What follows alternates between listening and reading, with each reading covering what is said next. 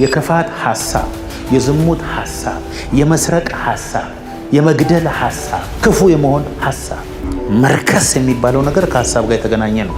አጋንንት ሊንክ አድርጎ ህይወትን ዲስትሮይ የሚያደርገው በሐሳብ ነው። በጣም በተቀባና ባልተቀባ ሰው መካከል ያለው አስተሳሰቡ ልብህን ነው የሚደፍነው። መጥቶ ሴጣን በቃ እያየ እንዳታይ እየሰማ እንዳሰማ። በተለይ በዚህ ዘመን የስጋን ፍላጎት ጸጥ ማሰኘት ከባድ ነው። ምክንያቱም ሁሉ ነገር በቀላሉ አቬለብል ነው። ለኃጢአት ብዙ መዳከር አያስፈልግም። ቤት ድረስ በስልክ በኩል ይመጣል። በጣም ለመታየት፣ በጣም ሰው እንዲያቀላቸው፣ በጣም ብዙ ነገር እንዳላቸው፣ ብዙ ፎቶ፣ ምግባቸውን ፎቶ፣ ጫማቸውን ፎቶ፣ የአይን እንትናቸውን ፎቶ ምናምን የሚያነሱ ሰዎች በአብዛኛው ራሳቸውን ሲያጠፉ ነው ያየነው። ውስጣቸው የሆነ ባዶነት አለ። እሱን ለመሸፈን በህይወቱ ምንም አይነት ውድድር ውስጥ እንደሌለ ደስተኛ ሰው የለም። በእጅ ያለውን እንቁ፣ የተሰጠህን ክብር፣ የእግዚአብሔር ልጅነት፣ የዘላለም ህይወት ያቀልብሃል። ለምንድን ነው ቴሌቪዥን ስናይ አይደክመንም? ቲክቶክ ስናይ አይደክመንም? ስናወራ አይደክመንም? ስናማ አይደክመንም? እስቲ አይናችንን ጨፍነን መጸለይና በመንፈስ ዓለም ላይ ያለው መጫጫን ሁሉ ይጫጫናል። ከሁሉም የሚጠቅም እሱ ሆኖ ሳለ ይሄም ማውራት ያኛውን ማውራት ነው። ለምን ይሄ ከበደ? ኢምፖሲብል። እንደ ጸሎት ሄቪ ነገር የለም። ዋይ መናፍስቶች ሁሉ ካሉበት ብቅ ብቅ ብቅ የሚጀምሩት ኢየሱስ የሚለውን ስም ስጠራ፣ ልክ እንደዛው አንተ መጸለይ ስትጀምር ሐሳብን የሚበትን የሆነ ነገር የሚመጣ በቃ ገብቶታል። አንተና መንፈስ ቅዱስ ከተገናኛችሁ ምድር ሁሉ እንደሚናወጥ እግዚአብሔር ኢማጂኔሽናችሁን ይፈውስላችሁ። ኤፌሶን 6 ከ10 እስከ 18 የዲያብሎስን ሽንገላ ተቃወሙ ዘንድ እንዲቻላችሁ የእግዚአብሔርን ዕቃ ጦር ሁሉ ልበሱ። መጋደላችን ከደምና ከሥጋ ጋር አይደለም እና ከአለቆችና ከስልጣናት ጋር ከዚህም ጨለማ ዓለም ገዢዎች ጋር በሰማያዊ ስፍራ ካለ ከክፉ መንፈሳውያን ሰራዊቶች ጋር ነው እንጂ። ስለዚህ በክፉ ቀን ለመቃወም ሁሉን ፈጽማችሁ ለመቆም እንድትችሉ የእግዚአብሔርን ዕቃ ጦር ሁሉ አንሱ። ዕቃ ጦር አንሱ። እግዚአብሔር መላእክቶች፣ አጋንንቶች፣ መናፍስቶች ናቸው። እግዚአብሔር መንፈስ ነው። አጋንንትም መንፈስ ነው። መላእክቶችም መናፍስት ናቸው። መጽሐፍ ቅዱስ መላእክቶቹን መናፍስት አገልጋዮቹን የእሳት ነበልባል ያደርጋል ይላል። ስለዚህ መላእክቶችም መናፍስት ናቸው። ስለዚህ በሰማያዊው መንፈሳዊ ዓለም ውስጥ ነው የሚኖሩት። በሰማያዊ ስፍራ አጋንንቶች የሚኖሩት እግዚአብሔር በሚኖርበት ሰማይ አይደለም፣ ሰከንድ ሬልም ነው የሚኖሩት። ሌላው ደግሞ ጉዞ ዓለም ነው። ሰው፣ ተራራ፣ እንስሳ፣ የተለያየ ነገሮች ሁሉ በጉዞ ዓለም የሚነኩ የሚዳሰሱ ናቸው። ሰው ግን በሁለቱም ዓለም ነው አዘሴም ታይም የሚኖር ሰው ብቻ። መንፈሳዊ ዓለም ውስጥም ነን፣ አዘሴም ታይም ደግሞ ጉዞ ዓለም ውስጥ ነን። ስለዚህ ውጊያችን ከስጋና ከደም ጋር ከሰዎች ጋር አይደለም። በመንፈሳዊ ዓለም ላይ ሆኖ ሰዎችን ተጠቅሞ ከሚዋጋን ጨለማ ኃይላት ጋር። እግዚአብሔር በዚህ ምድር ላይ ትልቅ ስራ ለመስራት ሲፈልግ በሰው በኩል ነው የሚሰራው። ምክንያቱም እግዚአብሔር መንፈስ ነው፣ የሚኖረው መንፈሳዊ ዓለም ውስጥ ነው። ሌጋል ግራውንድ የሚያገኘው በእኛ ውስጥ ነው። ለዚህ ነው እግዚአብሔር በሰው ውስጥ የሚያድርበት ምክንያት ይሄ ነው። የሚገርማችሁ አጋንንት በሰው መጠቀም ነው የሚፈልገው። ካቃተው ግን በግ ውስጥ ይገባል፣ ድመት ውስጥ ይገባል፣ ውሻ ውስጥ ይገባል። አለበለዚያ ኦፕሬት ማድረግ አይችልም። ስለዚህ አጋንንት የሚባለው የክፉ መንፈሳዊ ሰራዊቶች፣ ቢሊዮን የሚቆጠሩ ሰራዊቶች ያሉት መንፈሳዊ ሬልም ላይ ነው። ውጊያችን ከነሱ ጋር። ውጊያን አንደርስታንድ ያደረግነው በጣም በተሳሳተ መንገድ ድምፃችንን በማጎርነን በኢየሱስ እንደሱን የጸለይነው ብዙ ዘመናችን። መጀመሪያ አጋንንት ምንነቱን ስናቅ፣ ቀጥሎ አጋንንትን የምናሸንፈው እንዴት እንደሆነ ስናቅ፣ ጠላታችን ምንም ሰው እንዳልሆነና መንፈስ እንደሆነ ስናቅ፣ ውጊያችን ስትራቴጂያችን ይቀይራል። ከዛ ለክፉ ቀን ለመቃወም ሁሉን ፈጽማችሁ ለመቆም እንድትችሉ የእግዚአብሔርን የዕቃ ጦር የጦር መሳሪያ አንሱ ነው የሚለው። እዚህ ጋር የጦር መሳሪያችሁን አንሱ ይዘረዝራል። ከዛ በኋላ የጦር መሳሪያችን ኢየሱስ ጌታ የሆኑ ሰዎች ምሽግን ያፈርሳሉ ዛሬ። እሺ፣ ሁለተኛ ቆሮንቶስ 10 ከ3 እስከ 5 በሰው ልማድ ምንም እንኳን የምንመላለስ ብንሆን እንደ ሰው ልማድ አንዋጋም። ቀጥል። የጦር ዕቃችን የጦር መሳሪያችን ስጋዊ አይደለምና ምሽግን ለመስበር ግን በእግዚአብሔር ፊት ምንድን ነው ይላል? ብርቱ ነው። አሁን ተመልከቱ እንግዲህ ምሽጉ የትኛው ነው? የሰውን ሐሳብ ዲያብሎስ የሚመሸገብበት ቦታ ስትሮንግ ሆልድ፣ በእግዚአብሔር ዕውቀት ላይ የሚነሳውን ክፉ ከፍ ያለውን ነገር ሁሉ ምን እናደርጋለን? እናፈርሳለን። ምሽግን እናፈርሳለን። የሰው ሐሳብ ምን አይነት ሐሳብ? በእግዚአብሔር እውቀት ላይ የተነሳ ሌላ ሐሳብ። ከዛስ ለክርስቶስም ለመታዘዝ አእምሮን ሁሉ ምን እናደርጋለን? እንማረካለን።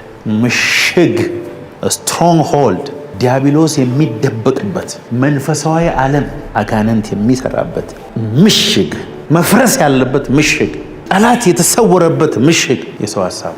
ዛሬ ቀኑን ሙሉ ስታስቡ ካስባችሁት ሐሳብ ውስጥ አብዛኛው የእናንተ አይደለም። የሰውን ሐሳብ በእግዚአብሔር እውቀት ላይ የተነሳውን ሐሳብ፣ የእግዚአብሔር እውቀት ሲመጣ ረዚስት የሚያደርገውን ሐሳብ፣ እንደ እግዚአብሔር ቃል እንዳላስብ የሚያደርገኝን ሌላኛውን ሐሳብ፣ በእግዚአብሔር ቃል ላይ እኔ ራሴ እንዳምጽ የሚያደርገኝ ሌላኛው ሐሳብ። we are destroying sophisticated argument and every exalted and proud thing that set itself up against the knowledge of God። ያኛውን casting down imagination ተመልከቱ።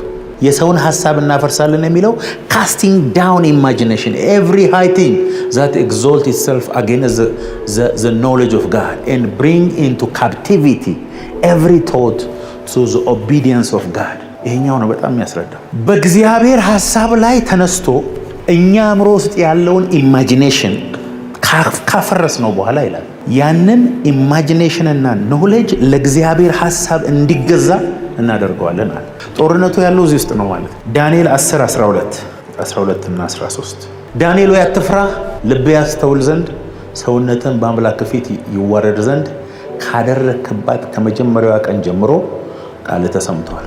እኔም ስለ ቃል መጥቻለሁ። መልአኩ እኮ ነው የሚለው የመጀመሪያ ቀን የ21 ቀን ጾም ጸሎት የጀመርክ ቀን ነው ጸሎት የተሰማው። እኔም መልስ ይዤ መጥቻለሁ። የፋርስ መንግስት አለቃ ግን 21 ቀን ተቋቋመኝ። እነሆ ከዋነኞቹ አለቆች አንዱ ሚካኤል ሊረዳኝ መጣ። እኔም ከፋርስ ነገስታት ጋር በዚያው ነበርኩ፣ ተዋጋው። ዳንኤል ለ21 ቀን እጾማለሁ ብሎ ተንበርክኮ ሲጠይቅ የመጀመሪያው ቀን ጸሎት ተመለሰ። መልአኩ ግን ይዞ እንዳይመጣ አየር ላይ ከባድ ጦርነት ተከፈተ። ሚካኤል በመሃል ላይ እየተዋጋ አንዱን ላከው። ቶሎ በል ሄደ ንገረው እኔ ልቀጥል ብሎ ማለት ነው። መልሱን ከነገረው በኋላ እኮ ወደ ጦርነቱ እንደሚመለስ ነው የተናገረው።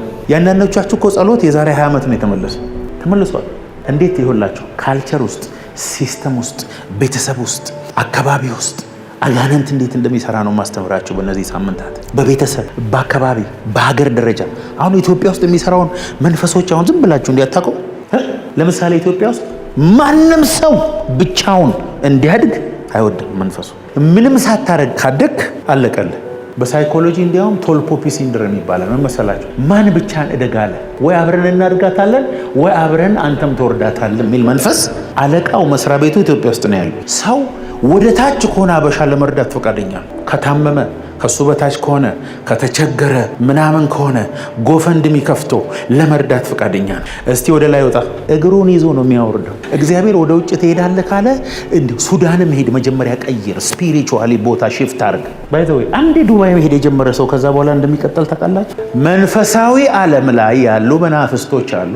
መናፍስቶቹ በጠቅላላ የሚሰሩት ህይወትህን ለማበላሸት በመጀመሪያ ደረጃ በሐሳብ በኩል አለቀ። እግዚአብሔር የሚባረክህ በኢማጂኔሽን ነው። ሰይጣን የሚዋጋ በኢማጂኔሽን ነው። ኢማጂኔሽንን ምን ያደርገዋል መሰለ?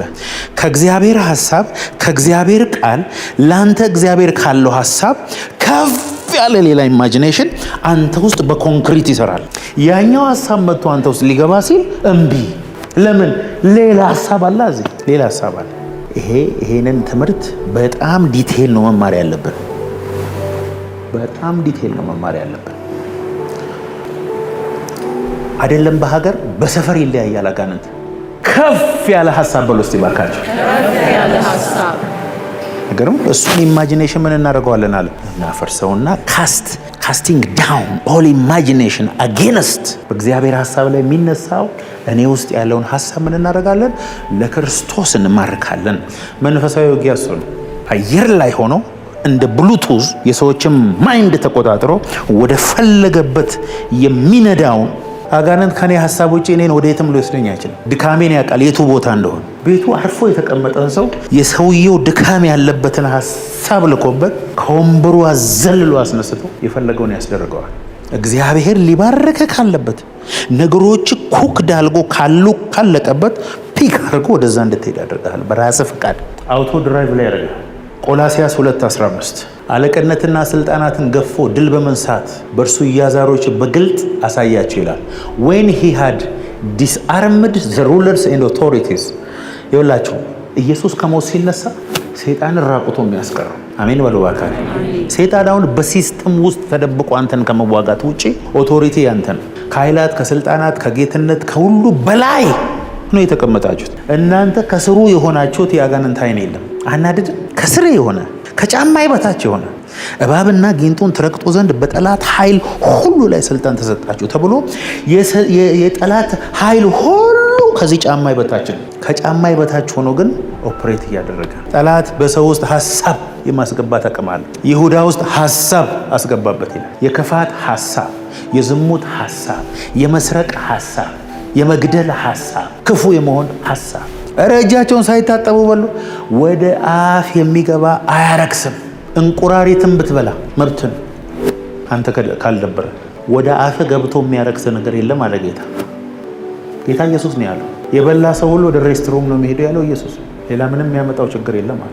የሚያረክሰው ግን አለ ከልብ የሚወጣው ሐሳብ ነው አለ። መርከስ የሚባለው ነገር ከሐሳብ ጋር የተገናኘ ነው። አጋንንት ሊንክ አድርጎ ህይወትን ዲስትሮይ የሚያደርገው በሐሳብ ነው። የመጀመሪያው ዋርፌር የመጀመሪያው ውጊያ በስጋችን ላይ የምናመጣው ውጊያ ነው። ከእግዚአብሔር ፈቃድ ተቃራኒ የሚንቀሳቀስ የስጋ ስራ አለ። እሱን በጌታ በኢየሱስ ክርስቶስ ስም ብሎ በመቃወም ምንም ማድረግ አይቻልም። ገላትያ 5:16-24 የስጋ ስራ የተገለጠ ነው። እሱም ዝሙት፣ ርኩሰት፣ ጣዖትን ማምለክ፣ መዳራት፣ ወንድም መጣላት ምናምን እነዚህ የመሳሰሉ በጠቅላላ እና ምን እናድርገው ሲባል መስቀል ብቻ ስጋችን የሚፈልገውን መከልከል እና መስቀል መሞት ብቻ ነው የሚፈልገው። ሞታል ማለት መግደል፣ ዲዛይሩን መከልከል። ጾም እኮ ለዚህ ነው የሚጠቅመው። ሲስተሙን ሁሉ ሸት ዳውን እያደረገ ሄደ። ነገር ግን እላለሁ በመንፈስ ተመላለሱ፣ የስጋንም ምኞት ከቶ አትፈጽሙም።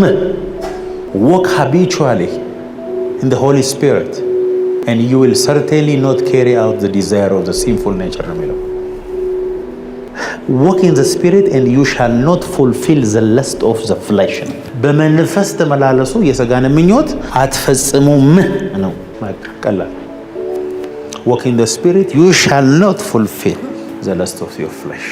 መንፈሳዊ ውጊያዊቱ አካባቢ እንደሆነ አይተናል። አጋንንት ልክ ነው። በኢየሱስ ስም ይመታል ልክ ነው። ኢየሱስ ስም ኃይሉ አለበት ልክ ነው። ግን በጣም በኢየሱስ ስም እያለው ምንም ንቅንቅ የማይሉ ነገሮች አሉ። ለምን? ሲስተም ውስጥ ተደብቆ፣ ሐሳባችን ውስጥ ተደብቆ፣ ካልቸር ውስጥ ተደብቆ፣ የቤተሰብ የትክክል ያለውን አስተሳሰብ ውስጥ ተደብቆ፣ ያደግንበት ከልጅነት ጀምሮ ያለውን እዚህ ውስጥ እንደ ኮንክሪት የተገነባውን ሐሳብ ውስጥ ተደብቆ የሚሰራ መንፈስ ጮህ ሲባል አይጮህም። ለምን?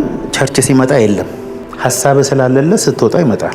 እንዴት አድርጎ ሊንክ እንደሚያደርግ ያገበታል። አንዳንድ ሰዎች እኮ ትሮማ ያለባቸው አሉ። በልጅነታቸው የተደበደቡ ትምህርት ቤት ቡሊ የተደረጉ ከፍተኛ ትሮማ እዚህ ውስጥ ያለባቸው ዳርክነስ እዛ ውስጥ ነው የሚቀመጠው። መጥተው እነሱን ነው ራሳቸውን እንዲያጠፉ የሚያደርገው። ምን አንተ ምናምን በቃ አብሮ ያወራል። አንዳንድ ሰው እኮ ከሰው የበለጠ ነው ከአጋንንት ጋር የሚያወራው። ባይዛይ በቃ ሲያወራ ውሎ የሚያምድራል ድምፅ ሁሉ በቃ በጣም ከመላመዳቸው የተነሳ ኦደብል ድምፅ ያጋንንትን የሚሰሙ ብዙ ሰዎች አውቃለሁ። እኔ ባይዛይ ያወራቸዋል። የቱ ጋር ነው ሲባል ወደዚህም ይመስለኛል ወደዚህ ይላሉ። አይ ስፒሪት በምንድን ነው የሚሰራው ካላቸው ኢማጂኔሽን። ይሄ ኢማጂኔሽን በእግዚአብሔር ቃል እየተሞላ ሲሄድስ ማንነት ሪኒው የሆነ ሲሄድስ። ለዚህ ነው እኮ በአእምሯችሁ መንፈስ ታደሱ እንጂ ይህንን ዓለም አትምሰሉ። ወይ ደግሞ ምንድን ነው የሚለው? በዚህ ዓለም አስተሳሰብ፣ ካልቸር፣ ሲስተም አትያዙ። በመንፈስ ግን አእምሯችሁን ሪኒው በማድረግ በጎና ደስ የሚያሰኝ ፍጹም የሆነውን የእግዚአብሔርን ሐሳብ ለማወቅ በርቱ ነው። በጣም በተቀባና ባልተቀባ ሰው መካከል ያለው አስተሳሰቡ ነው። ልብህን ነው የሚደፍነው መጥቶ ሴጣን። በቃ ይህ እንዳታይ እየሰማ እንዳሰማ። ስለዚህ የመጀመሪያው ረልም መዋጋት ያለብን የሥጋችንን ዲዛይር ጸጥ በማድረግ ነው። በተለይ በዚህ ዘመን የሥጋን ፍላጎት ጸጥ ማሰኘት ከባድ ነው። ምክንያቱም ሁሉ ነገር በቀላሉ አቬለብል ነው። ለኃጢአት ብዙ መዳከር አያስፈልግም። ቤት ድረስ በስልክ በኩል ይመጣል። ሐሜት፣ ጥላቻ፣ ርኩሰት፣ ሁሉ ነገር ኦንላይን ነው። ሌብነቱ ቶ ሌላው ካልቸር ውስጥ ነው ተሰክስኮ የሚቀመጠው። ባህል፣ ሲስተም። አይገርምም? ሴጣን ሲስተምን ይሰራል በደንብ። በጣም እኮ ነው የሚገርመው። ከእግዚአብሔር ሲስተም ተቃራኒ የሆነ ሌላ ሲስተም። አንደኛው ዮሐንስ 2:15-17 ዓለምን ወይም በዓለም ያሉትን አትውደዱ። በዓለም ያለው ሁሉ እርሱም የሥጋ ምኞትና የዓይን አምሮት፣ ስለ ገንዘብ መመካት ከዓለም ስለሆነ እንጂ ከአባት ስላልሆነ ማንም ዓለምን ቢወድ የአባት ፍቅር በሱ ውስጥ የለም። ስለ ገንዘብ መመካት፣ ዓለሙም ምኞቱም ያልፋሉ፣ የእግዚአብሔርን ፈቃድ የሚያደርግን ለዘላለም ይኖራል። በገንዘብ መመካት፣ ባለን ነገር መመካት፣ የሌለንን እንዳለ አድርጎ ለሰው ማሳየት። አቤት የሥጋ ምኞትና የዓይን አምሮት፣ ስለ ገንዘብ መመካት የዓለም ነው፣ የአባት አይደለም። ማንም ዓለምን ቢወድ የአባት ፍቅር በውስጡ ያለ። የዓለምን የመውደዳችን ጥልቀት የአባት ፍቅር በእኛ ውስጥ ምን ያህል እንዳለና እንደሌለ በሱ ማየት እንችላለን። the love of the father is not in him። በጣም ለመታየት፣ በጣም ሰው እንዲያቀላቸው፣ በጣም ብዙ ነገር እንዳላቸው፣ ብዙ ፎቶ፣ ምግባቸውን ፎቶ፣ ጫማቸውን ፎቶ፣ የአይን እንትናቸውን ፎቶ ምናምን የሚያነሱ ሰዎች በአብዛኛው ራሳቸውን ሲያጠፉ ነው ያየነው። ውስጣቸው የሆነ ባዶነት አለ። እሱን ለመሸፈን በህይወቱ ምንም አይነት ውድድር ውስጥ እንደሌለ ደስተኛ ሰው የለም። በእጅ ያለውን እንቁ፣ የተሰጠህን ክብር፣ የእግዚአብሔር ልጅነት፣ የዘላለም ህይወት ያቀልብሃል። ኤፌሶን 6:12 መገደላችን ከደምና ከስጋ ጋር አይደለም ከአለቆችና ከስልጣናት ጋር ከዚህም ጨለማ ዓለም ገዢዎች ጋር በሰማያዊ ስፍራ ካለ ከክፉ መንፈሳዊ ሰራዊቶች ጋር ነው እንጂ። አያችሁ፣ ዲሞኒክ ፐርሰናሊቲስ አሉ። ብዙ አይነት አጋንንት ነው ያለ፣ አንድ አይነት አይደሉም። በየሰፈሩ የሚሰሩት መናፍስቶች አንድ አይደሉም። አንዳንድ ሰፈር ጉስቁልና ብቻ ነው የሚሰራው። ከጉስቁልና ለመውጣት ወይ ሰፈሩን መልቀቅ አለብን። ከበረከቴ የሚያጎድለኝ እግዚአብሔር ካልልኝ የሚያስቀረኝ በምድር ላይ ያለውን በረከት ሁሉ በእጆቼ እንዳይገባ የሚያደርገው ብቸኛው መንገድ ሐሳቤ ነው። አለቀ። ሐሳቤ በእኔ ቁጥጥር ስር ከሆነ፣ ሐሳቤን የምሾፍረው እኔ ከሆንኩኝ፣ የትኛውም በሲኦል ያለ አጋንንት፣ የትኛውም በሰማይ ያለ መልአክ በእኔና በበረከቴ መሃል ይቆም። በእግዚአብሔር ሐሳብ ላይ የተነሳው የኔ ሐሳብ ግን በጎና ደስ የሚያሰኝ ፍጹም የሆነውን የእግዚአብሔርን ፈቃድ በሕይወቴ እንዳላይ ሊያደርገኝ ይችላል ማለት ነው። በኢየሱስም ከምልና እንደ እግዚአብሔር ቃል ማሰብ ከሚጀምረው በጣም የተዋጋሁት እንደ እግዚአብሔር ቃል ማሰብ በጀመርኩ ጊዜ ነው። እያንዳንዱ ሲስተም ውስጥ ያለን የአጋንንት አሰራር አሽቶ ምንም ማድረግ አልችልም፣ ከዚህ በላይ ምን ላድርግ፣ የምችለውን አድርጌያለሁ ምናምን። እግዚአብሔር ከብዙ ምክንያታዊነት ወደ ውጤት ማንንም አያመጣም። ከውድቀት እግዚአብሔር ወደ ትልቅ ሰው ያመጣል። እግዚአብሔር መጥቶ ምን አደርግልህ ትወዳለህ ቢል አስቤበት ልምጣ የሚል ሰው ነው የሚበዛው። ልጸልይበት የሚል ነው የሚበዛው። ክሊር የሆነ ቪዥን ያለው ሰው የለም። ውጊያችን መንፈሳዊ ነው። ውጊያችን መንፈሳዊ ዓለም ካሉት ጋር ነው። ውጊያችን የሚከናወንበት ሜዳ ሀሳባችን ነው። ለምንድን ነው ቴሌቪዥን ስናይ አይደክመንም? ቲክቶክ ስናይ አይደክመንም? ስናወራ አይደክመንም? ስናማ አይደክመንም? እስቲ አይናችንን ጨፍነን መጸለይና በመንፈስ ዓለም ላይ ያለው መጫጫን ሁሉ ይጫጫናል። ከሁሉም የሚጠቅም እሱ ሆኖ ሳለ ይሄም ማውራት ያኛውን ማውራት ነው። ለምን ይሄ ከበደ? ኢምፖሲብል። እንደ ጸሎት ሄቪ ነገር የለም። ዋይ መናፍስቶች ሁሉ ካሉበት ብቅ የሚጀምሩት ኢየሱስ የሚለውን ስም ስጠራ፣ ልክ እንደዛው አንተ መጸለይ ስትጀምር ሐሳብን የሚበትን የሆነ ነገር የሚመጣ በቃ ገብቶታል። አንተና መንፈስ ቅዱስ ከተገናኛችሁ ምድር ሁሉ እንደሚናወጥ እግዚአብሔር ኢማጂኔሽናችሁን ይፈውስላችሁ። ምኞትህን እግዚአብሔር ከልክሎ አያውቅም። በጌታ ደስ ይበለን። የልብህን መሻት ይሰጣል። የልብህ መሻት ሐሳብህ እኮ ነው። ልክ ሪጆይስ በእግዚአብሔር ማድረግ ሲጀምር እግዚአብሔር መጥቶ እስቲ ልብ ውስጥ ምንድን ነው ያለው ብሎ ነው የሚሰጥ። ልብ ውስጥ ከሌለስ ድህነት ሐሳብ ነው፣ ሀብት ሐሳብ ነው፣ ቅባት ሐሳብ ነው፣ ማሸነፍ ሐሳብ ነው። መፈወስ ኢማጂኔሽን፣ ትዳር ኢማጂኔሽን፣ ቅባት ኢማጂኔሽን። ዓለም ላይ ያሉ ነገሮች ሁሉ የሆነ ሰው ኢማጂኔሽን ነበሩ።